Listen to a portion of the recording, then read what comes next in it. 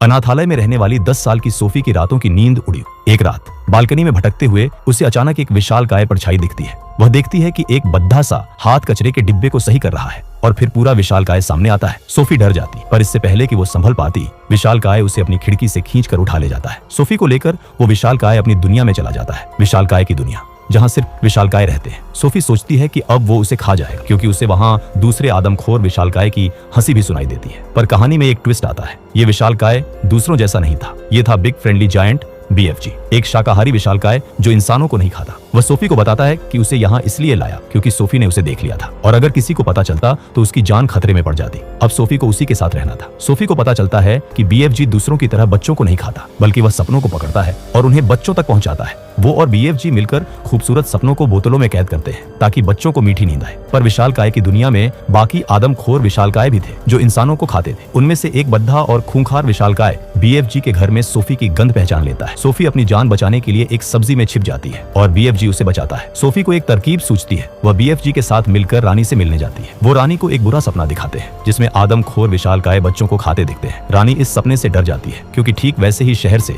बच्चे गायब भी हो रहे थे। सोफी और BFG रानी को पूरी बात बताते हैं। रानी उनकी मदद करती है। उनकी सेना हेलीकॉप्टरों में विशालकाय की दुनिया में जाती है। BFG एक ऐसा सपना बनाता है जिससे आदमखोर विशालकाय को अपने बुरे कामों का पछतावा हो। सोफी हिम्मत दिखाती है और उस सपने के जार को सोए हुए विशालकाय तक पहुंचाती है। आदमखोर विशालकाय को अपने के पर पछतावा होता है, लेकिन उनका नेता जिसे कोई पछतावा नहीं होता सोफी पर हमला करता है। तभी रानी की सेना पहुंच जाती है। वो सभी आदमखोर विशालकाय को पकड़ लेते हैं और उन्हें समुद्र के बीच एक ऐसे द्वीप पर छोड़ देते हैं जहाँ से वे पानी के डर से भाग नहीं सकते। अब उन्हें वहीं सब्जियां खाकर जिंदगी बितानी होगी। आखिर में सोफी अनाथालय नहीं बल्कि रानी के महल में रहती। वह BFG से कभी भी बात कर सकती है क्योंकि BFG ब्रह्मांड की हर आवाज सुन सकता है और BFG अपनी दुनिया में खुशी खुशी सब्जियां उगाता है। रोज सुबह सोफी अपनी खिड़की से BFG को गुड मॉर्निंग कहती है और BFG उसे जवाब देता है। ये थी एक छोटी लड़की, एक दयालु विशालकाय और सपनों की जादुई दुनिया की